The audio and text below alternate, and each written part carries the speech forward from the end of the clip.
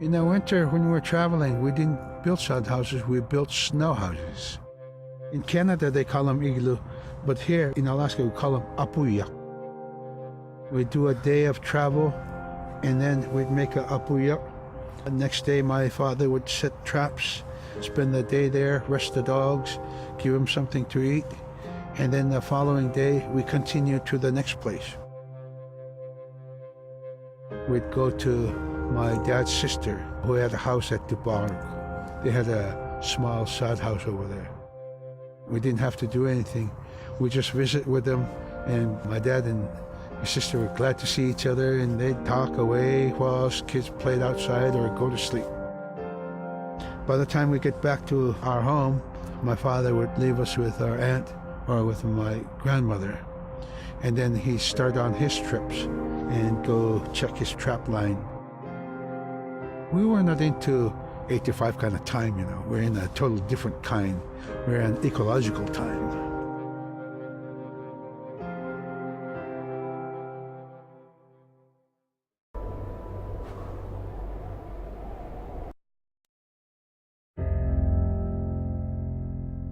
Drum is something that's common to all cultures in Alaska. All cultures have a drum that may have some stylistic differences or differences in the materials that it's made, but it's still in recognition of life and vitality, and the drum mirrors the heartbeat. And when you continue drumming soon, it will be in line with your heartbeat, because that's what it's supposed to be, the heartbeat of the community, and it symbolizes vitality. And it's the most tremendous feeling to be in a room and to have one long row of all the drummers and to have that feeling of unity, everyone beating in harmony, the drum beat in unison. It's the most beautiful feeling. And to know that you're connected, you're on the land that you are connected to. And even if you grew up outside of the community, that which is in you comes from this area. And it's the greatest feeling.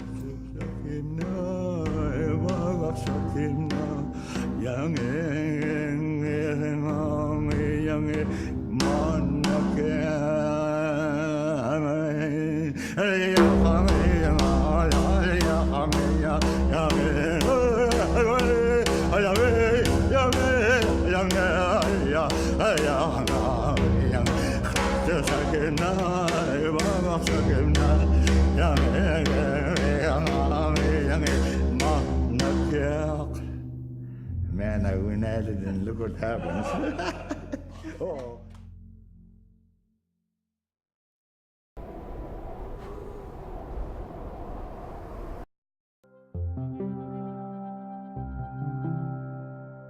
They're just like other people. They just happen to be very small and extremely strong. These are stories that are common throughout Alaska. It's normally that people are in a size from your elbow to the tips of your fingers, and they possess superhuman strength. So they may be tiny, but they can carry a whole caribou. And if you go up north and you talk to a number of the people in the community, they'll talk about having seen the little people. There's a place at home that we know, but we don't profess it to anybody. But it's not like the boogeyman. They can be mischievous, they can be ornery, or they can be helpers. And every now and then, we might have the opportunity to see them, especially if they want us to see them. The fact that it's across Alaska really tells you something about our history and how we interacted with nature around us.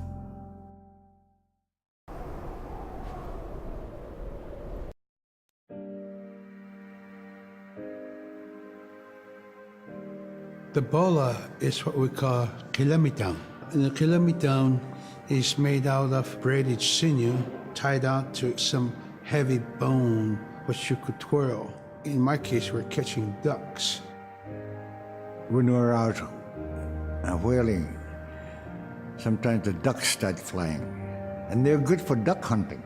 You know, if you're a whaling crew, you can't make too much noise, so you can't use a shotgun for getting some duck soup handy, you know?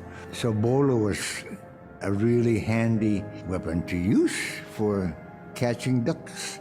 You know, the ducks fly in, you throw it up and tangles up the bird, and down they go.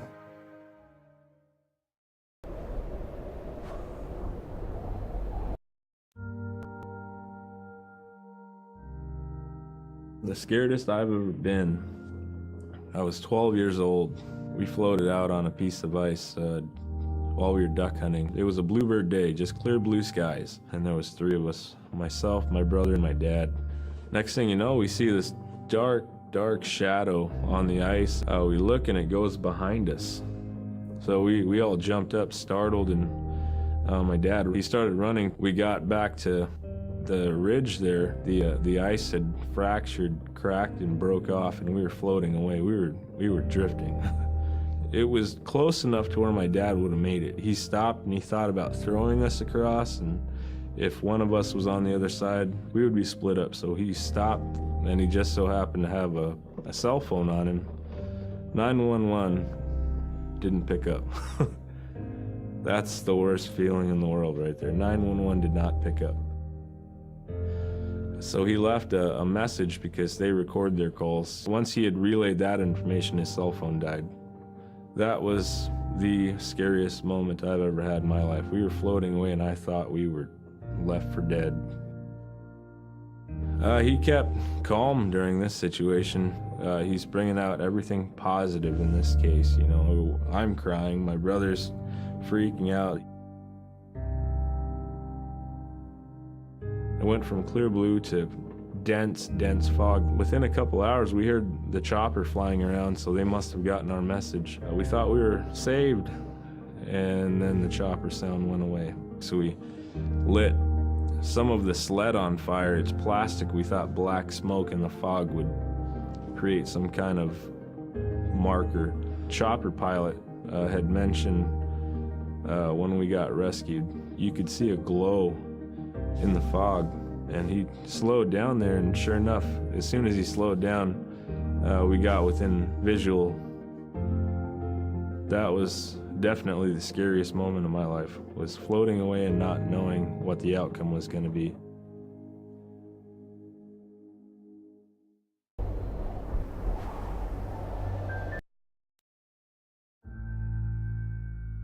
We're very much aware of the climate change. And it's been for many years, even before climatologists were noticing the change, Inuit were already saying, Sila alangoktok. Our climate is changing. If the heat is going the way it is right now, for us it's going to be pretty bad. Different birds are coming, and they're coming earlier, and sometimes rain is more than what we want. Because when there's more rain, we know it's going to melt the permafrost. In my time as a young whaler, when I was 9 years old, we're hunting from ice that was about 25 feet thick. And there was giant icebergs already floating, coming by. That was the first signs of a changing climate. Ice that never broke before was now moving. Now, here it is 50 years later, we're hunting whale from ice that's 18 inches thick. There's no more thick ice. It's creating a malfunction in our whaling season, is what it is. Actually, more than that, all seasons in general. I think we are more scientists than more people will realize. We have more knowledge of those things than people will ever know.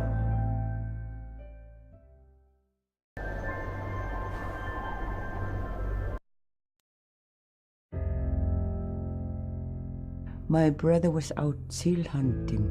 He got attacked from behind and managed to grab his knife and save himself. When he came to realize, oh no, it's a mother. We've always known traditionally that we avoid killing a mother. It's always been sacred to us to protect them. He had to present himself to the council, and so he was given the job to mother the baby, and we kept it. It got so big, it went over the barricade one day and got to the dog food, and that was an indication that, brother better go teach it how to survive on its own. So he did. I really got attached to the bear because I more or less grew up with it. And some days when brother took him walking, once in a great while he'd put me on the bear and I would ride on it like a horse. I was just happiest little girl in the world.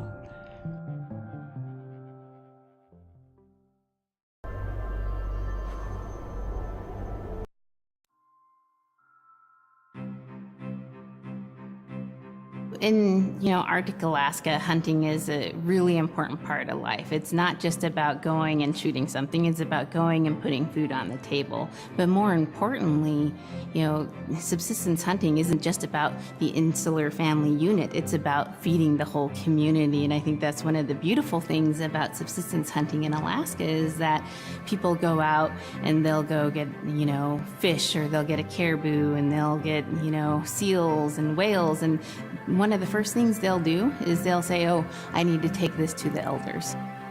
This isn't just about one individual surviving or one family surviving, it's about the whole community. We didn't just go out and kill and put in a freezer. It's like a ritual that I learned from my parents. It's all about relationship. I don't know, I think there's a lot of camaraderie involved.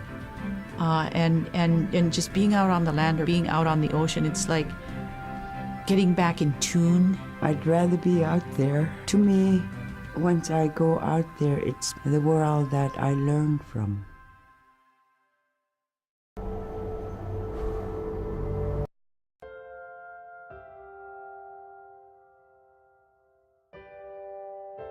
Now we spend all our time out in nature. You get very intimate with the world. And over time, if you're living that life, you start to sense that everything has a spirit. There's a consciousness in everything. Everything is alive. If everything is alive, then we want to respect it. And if we're going to use it, we want to use it respectfully. What I try to tell my nephews and nieces, you love to hunt, you have to take care of the animals that you catch, preparing the food and eating the food that you catch. Water provides you. The ice brings you life. It provides all those things that you need to be a part of your life. That was something I grew up with. I grew up respecting the animals. I grew up respecting the land, and that, to me, that is why we as Inupiaq, as an Inupiaq culture, as an Inupiaq people, is why we're so successful.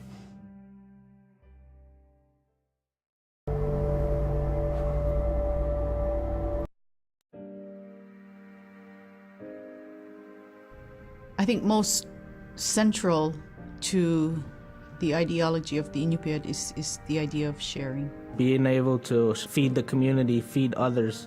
That's why we hunt. In the old days, that's what you needed to survive, The sharing is important because it's how the community survives together collectively. We just give.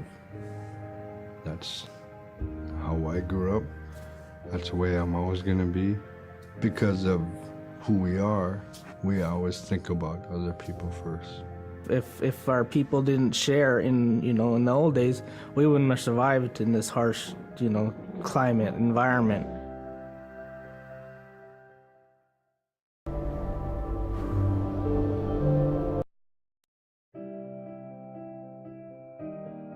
Big Diamond, Little Diamond, and King Island. And in those three islands are the stepping stones to get to America. So King Island is this absolutely beautiful place off the coast of Alaska. And if you can imagine being on this really kind of rocky island that kind of shoots up from the water to these cliffs, and then all of a sudden you see these stilts, and then you look up and there are these houses. They were built on the cliff up high because of the ice. Being an island in the Bering Sea, you have ice that's being pushed by the winds onto the island. So it's going to pile up 50, 60 feet high. Structures are still there today, and people have returned to King Island. It's a growing community as the people return back to their island.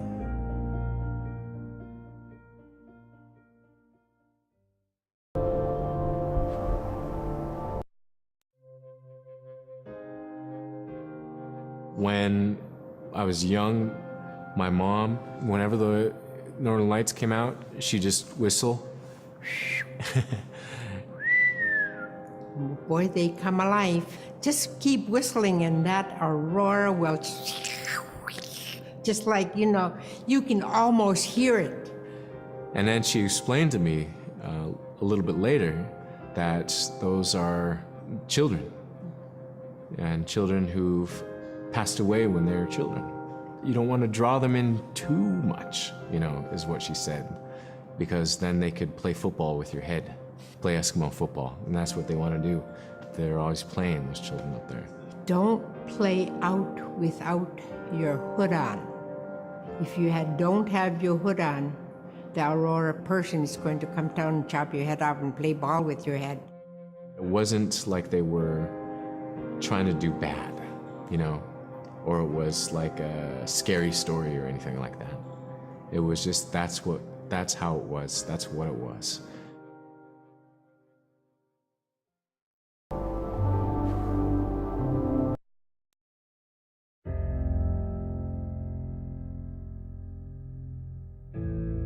In the month of November, there's no sun. So during that dark time, we travel by the light of the moon. It's quite different. Everything was silver and black. Toward the horizon, we could see where caribou are because their body heat flowing upward, and we could see it glowing in the moonlight against a dark horizon where there's no stars. If somebody yelled, you could know who yelled from where the sound came from, but specifically where that cloud of their breath went up and it glowed in the moonlight. So that was a good time to travel. It was very surrealistic. And so things that were dark objects look very close, and white objects look very far.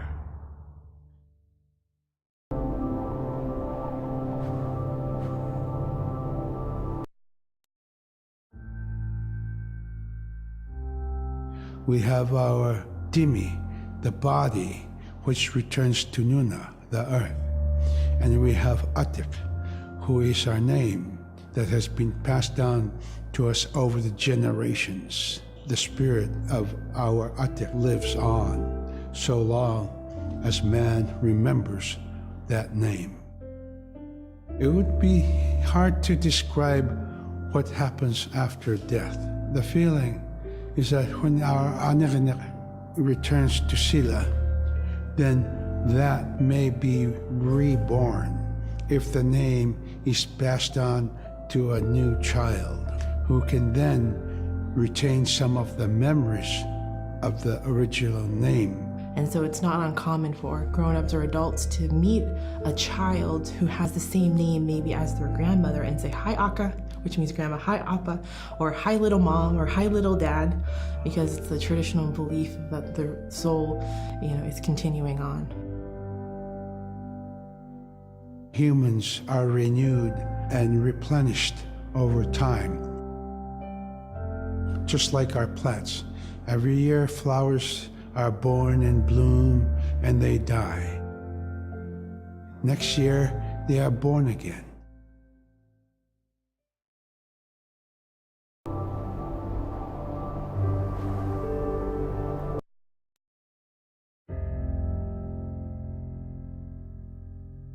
So a recurring type of character in Inupiaq stories is the manslayer. And the manslayer is kind of this bad guy. And I think really what's at risk when the manslayer comes into story is the livelihood of individuals and the whole community. And so the manslayer is really used as a way to say, don't act only for yourself, always hold the community in your heart. Oftentimes in these stories, there is one person that will stand up. And what this humble person will represent, who faces that manslayer, is a return to order, a return to true living in the community. And it just takes that one person. It could just be that one person that can help to change everything. Because everyone wants to live a good life. Everyone wants to have a good community.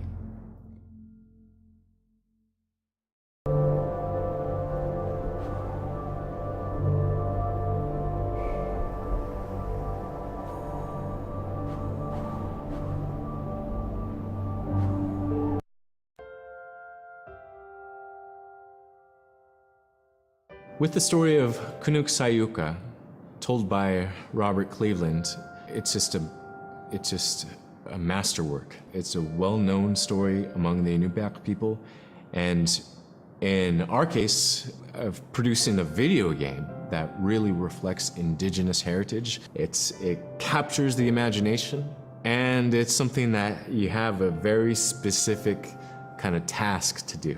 There's a blizzard, you know, and it is just a non-stop blizzard that is overpowering the people. And there's one man that wants to figure it out. And in our case of the story, it's a girl that wants to find the source of that blizzard. The blizzard man, it's like that is the physical embodiment of an element of nature. And so there's a person that needs to go up and take away that adze, that's chipping away that snow. In that community, the person least expected is the one who stands up and makes the difference. Humility is something that we value, and where that comes from is the idea that you are not the biggest thing in the world. And when you live in an extreme environment like where the Inuit reside, you're at the whim of the environment, of the climate, of the animals. You can be as prepared as you can, you know, by learning from your elders, but you know, you're not the biggest force in the world.